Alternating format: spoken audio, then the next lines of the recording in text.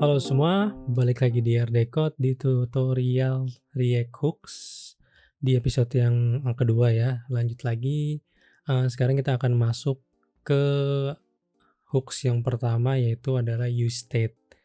Di mana ini merupakan bagaimana caranya kita menggunakan atau membuat state di dalam functional komponen.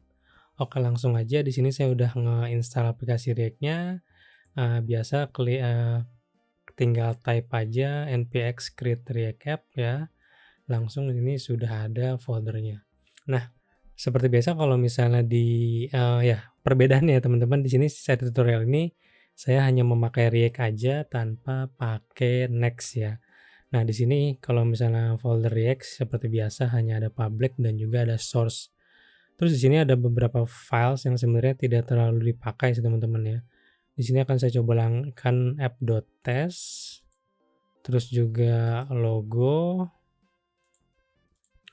terus setup test, dan juga report web vitals nggak usah lah, ini masih nggak terlalu mengganggu lah ya. Nah, ini udah kita bikin seperti ini ya, ini masih running. Oh sebentar, logo. Nah ini logo di sini kita delete dulu. Ini juga kita delete. Kita lihat di sini masih running ya. Oke. Ini kita kasih background hitam aja supaya masih kental React-nya ya. Nah, tadi untuk yang pertama kita akan ngebahas tentang terkait useState. Di sini akan saya copy dulu. Saya coba paste di sini dan pertama saya akan bikin cara ini ya, saya akan buat bagaimana cara kita mendeklarasikan sebuah state. Pertama kita bikin const, yang itu kita destructuring array ya kan. Nah, yang kedua kita masukin useState-nya di sebelah kanan dan dipanggil langsung. Terus di sini apa? Di sini untuk indeks yang pertama kita namakan, misalnya di sini saya bikin state namanya counter. Ya. Dan di indeks yang pertama untuk destructuring array-nya saya akan panggil set counter. Ya. Nah, ini adalah cara kita memanggil dan mengubah si state-nya. Dan di parameter atau sebagai argumen useState kita bisa ngasih nilai apapun di sini. Pertama kita bisa ngasih nilai 0, ngasih nilai 0 atau bentuknya string misalnya initial ya kan. Bisa juga array kosong ataupun bisa objek. Nah, terus ini tuh artinya apa? Ini tuh artinya adalah nilai awal atau state awal dari si counter ini ya. Misalnya di sini saya kasih counternya itu 0. Jadi ntar ya saya akan analogikan, saya coba bikin kelas komponen di sini misalnya RCC ya. Sebentar. Misalnya saya bikin di sini kelas komponen ya.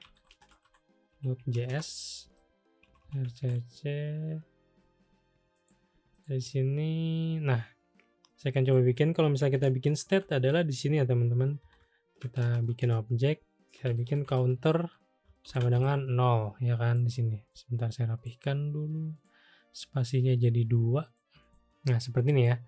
Kalau kita bikin di kelas komponen itu bentuknya adalah ya seperti ini. Jadi kalau kita mau bikin state itu dideklarasikan di atas ya di sini state, terus bentuknya objek ya kan, counter di sini.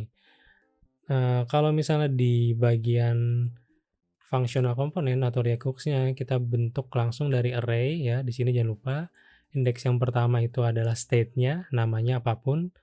Nah, yang kedua adalah cara mengubahnya atau fungsi untuk mengubah si counter ya.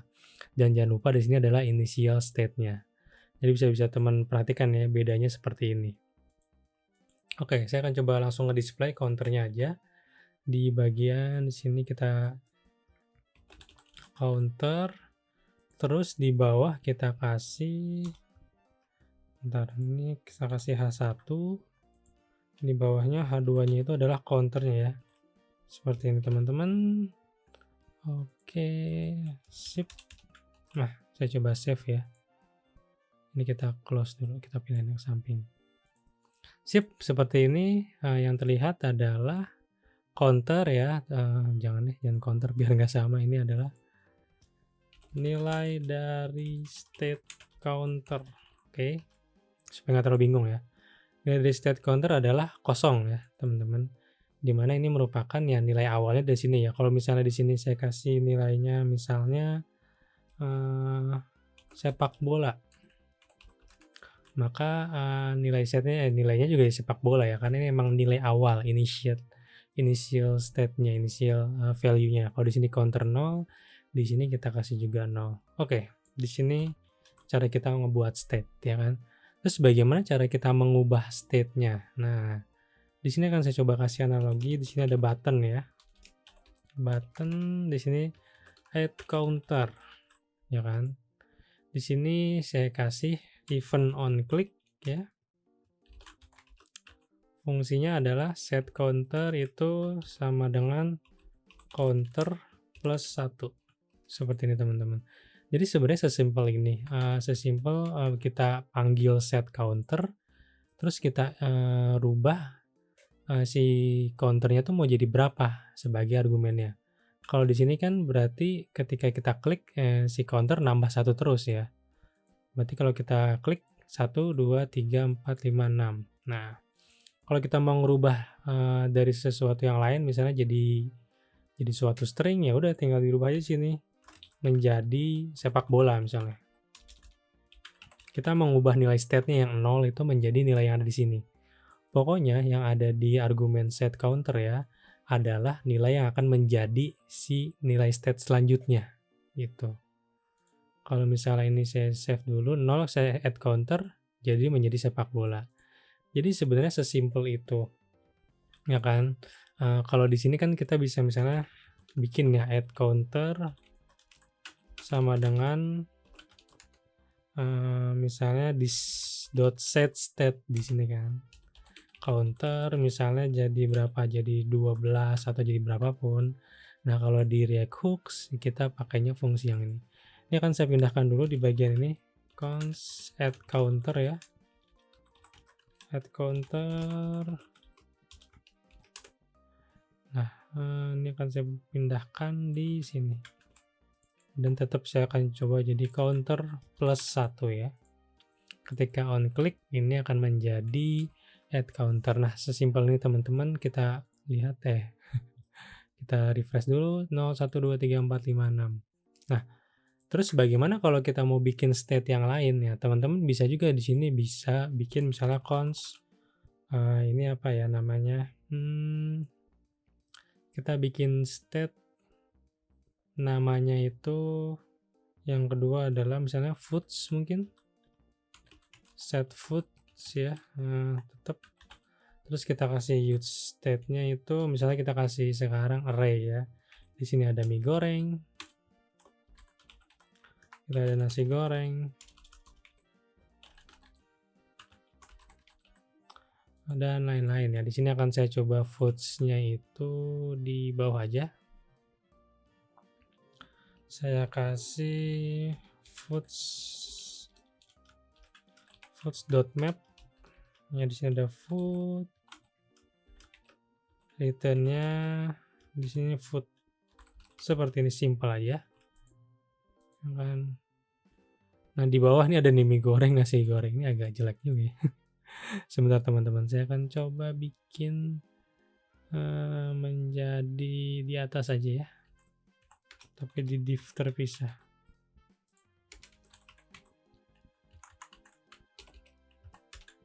Oke, ini nah mie goreng, nasi goreng ya kan. Nah, terus tadi balik lagi kalau misalnya kita mau bikin state-nya banyak ya tinggal dibikin aja berbagai macam state gitu. Nanti juga kalau ingin merubah state tertentu kita pakai fungsi-fungsi yang beda gitu kan. Misalnya di sini const add foods ya. Ini saya akan tambahkan set foods-nya ya. Kita tambahkan array-nya itu foods ya, kita ada structuring foods ditambah dengan misalnya apa kue tiaw goreng ya kan, goreng. Kita ada structuring, terus kita kasih button juga misalnya di bawah add food ya. On click berarti menjadi add foods. Nah, Jadi yang di sini terjadi adalah ketika, kita klik add foods ya, di sini si state foods berubah yang tadinya cuman 2 makanannya kita rubah tambahin kue tiaw ya. Kita destructuring state yang saat ini, baru kita tambah kue tiaw goreng. Oke, kita akan coba ya. Bentar nih akan saya ini dulu deh, komen dulu yang bagian atas ya. Add foods, nah menjadi kue tiaw ya. Nah makin banyak kan. Nah sebenarnya gitu. Jadi tadi seberapa banyak yang bisa kita bikin set itu banyak banget gitu. Tergantung dari kebutuhan kita kan. Nah, akan saya coba analogikan berarti kalau di sini itu setara dengan foods di sini ya. Foods itu ada nasi goreng dan mie goreng. Ini analoginya untuk di kelas komponen ya kan. Oke. Akan saya coba tambah lagi add foods ya. Itu sama dengan di set state. Misalnya kita ganti aja array baru lah. Foods, terus di sini array apa gitu. Kue tiaw. Nah, ini saya cuman kasih analogi aja untuk ini yang bentuknya kelas ya. Ini yang bentuknya itu functional komponen, oke? Oke. Saya coba refresh. Nah, ini sih ini ya teman-teman udah cukup clear dari state ya, bagaimana kita menggunakan dan bagaimana kita mengubahnya gitu. Jadi inilah caranya gitu. Nah, terus kalau misalnya teman-teman terbiasanya ya, misalnya terbiasa kalau kita state itu ya satu kesatuan gitu, ada foods, ada counter ya. Teman-teman juga bisa bikin. Misalnya di sini nih, saya bikin ini baru cons ya, state, set state ya. Nah, di sini kita kasih use state-nya itu nilai default-nya tuh objek di mana ada counter nilainya 0, terus ada mie goreng ya atau apa namanya foods. Itu nilainya dari array ya kan seperti ini. Nah, kalau kita emang pengen bikin bentuknya sama kayak yang si ini teman-teman, kayak yang kelas komponen ya, satu state itu diisi oleh berbagai macam key gitu. Nah, ini juga bisa kayak gini teman-teman, tinggal apa bentuknya seperti ini. Tapi ada satu yang harus diperhatikan ketika nanti ngerubah state-nya. Misalnya saya coba add counter dulu ya. Ketika add counter itu jangan lupa di sini set state ya. Saya coba copy ini aja deh. Komen dulu yang bagian atas ya. Dari sini set state, terus ini kita pakai destructuring dulu, jangan lupa karena bentuknya objek, kita masukin state saat ini, baru kita tambahkan counter, counter state.counter itu plus 1. Nah gitu. Jadi titik yang pentingnya adalah jangan lupa untuk memasukin state saat ini, ya ditambah dengan state apa yang mau kita update. Ya, karena kita membuat satu kesatuan dari beberapa state ya. Sebab kalau misalnya kita langsung counternya seperti ini, maka si nilai foods-nya akan hilang, ya kan. Ini akan saya coba dulu, terus ini add counter ya, betul. Di sini jangan lupa ini state.counter ya. Akan saya coba ini dulu, hilangkan di sini ya. Oke. Ini kalau kita lihat add counter, nah ini masih sama ya. Ya kan? Nah, tapi kalau kita lihat di bentar. Di bagian ini saya akan coba console state-nya. Console.log state ya. Nah, di sini ada counter, ada foods ya. Kalau kita add counter, foods-nya ini masih ada ya kan di bawah dan counter jadi nambah 1. Nah, kenapa bisa kayak gini? Karena kita passing si state sekarang itu di sini. Nah, coba kalau ini saya hilangkan ya. Nah, maka yang terjadi ketika kita refresh ya, di sini kita lihat saya add counter, maka si foods-nya hilang teman-teman. Gitu. Jadi ini untuk case yang memang kita mau masukin semua state di dalam satu variabel ya, di dalam satu use state gitu. Kalau di sini kalau bentuk yang awal kita pakainya satu per satu dan ngubahnya juga satu per satu ya. Oke teman-teman, ini terkait useState cukup sampai di sini ya. Tadi coba kita recap dulu, pertama gimana kita mau ngebuat state, kita bikin atau kita import dulu pertama useState dari React ya. Terus di sini kita bikin, apa aja yang mau kita jadikan state, misalnya kita mau bikin state counter di sini, di destructuring dari array, indeks yang ke-0 itu adalah nilai state-nya, yang indeks ke-1 adalah cara mengubahnya. Terus di sini, ini fungsi ya, fungsi itu untuk mengubah. Dan di useState di argumen ini, adalah, nilai awal ya, nilai awal bisa string, bisa objek, bisa integer, bisa array, dan bentuk lainnya. Nah, terus juga kalau kita mau bikin sebanyak array lagi, mau bikin state lagi, kita bisa, initiate lagi dengan destructuring foods dan state-state lainnya juga sama bentuknya seperti ini teman-teman. Pun cara mengubahnya juga tinggal kita panggil aja dari masing-masing state-nya, terus kita masukin parameter state itu mau dirubah jadi apa, ya kan. Kalau di sini saya pengen ngerubah si counter itu jadi nilai yang sekarang ditambah 1 gitu, ataupun kita mau jadi langsung 10. Nah, berarti ini nanti nilai counter ketika kita klik langsung jadi 10 ya, teman-teman. Nah, terus untuk case yang ini ketika teman-teman ingin menggabungkan beberapa state ya, ya bisa-bisa juga gitu. Jadi misalnya di sini ada kita kasih variabel namanya state ya, seperti yang di kelas komponen seperti ini. Terus kita bikin set state di sini. Nah, akan tetapi ketika nanti ada event atau ada perubahan, jangan lupa ditambahkan nilai state sekarang di awalnya, baru diakhiri dengan state yang akan dirubah nih teman-teman ya kan. Bisa kayak gini, bisa aja kita tambahin lagi foods itu jadi misalnya ya sets.foods ditambah apa lagi gitu misalnya, atau kita rubah langsung aja jadi kue tiaw gitu kan. Misalnya di sini kue tiaw. Oke. Segini teman-teman. Sip. Nanti tinggal kita tampilkan di bawahnya seperti biasa aja. Oke. Untuk dari useState cukup sekian dulu teman-teman, mudah-mudahan bisa dipahamin. Terima kasih dan semoga bermanfaat.